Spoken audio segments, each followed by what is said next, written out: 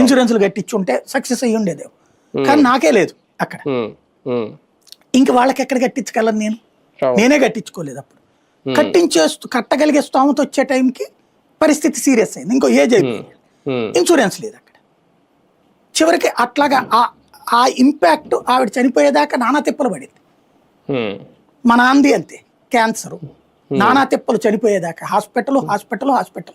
ఒక రకంగా చెప్పాలంటే నాకు సమాజం మీద ఉండేటటువంటి అభిమానం ఏంటంటే, మనకి యూట్యూబ్ దీనివల్ల వాళ్ళిద్దరు ట్రీట్మెంట్కి ఫీజులు కట్టగలిగాను.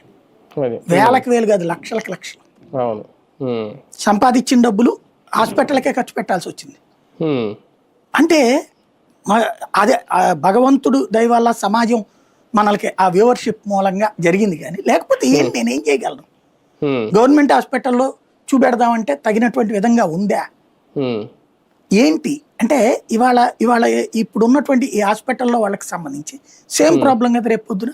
ఇప్పుడు 13 రోజులుగా ఆపేశారు అంటే ఇప్పుడు మీరు వాళ్ళకి డిసీజ్ పెరిగిపోతుంది కదా, ముదిరిపోతుంది కదా. వాళ్ళు ఎంతమంది ఇబ్బంది పడి ఉంటారు ఈ 13 రోజుల్లో? ముదిరిపోతుంది కదా, పెరిగిపోతుంది కదా. ఈ బయటికి రావు, ఎందుకంటే ఇవాళ మీడియాలో సామాజిక చచ్చిపోయింది కాదు. జర్నలిస్ట్ థింకింగ్ డిఫరెంట్ అండి.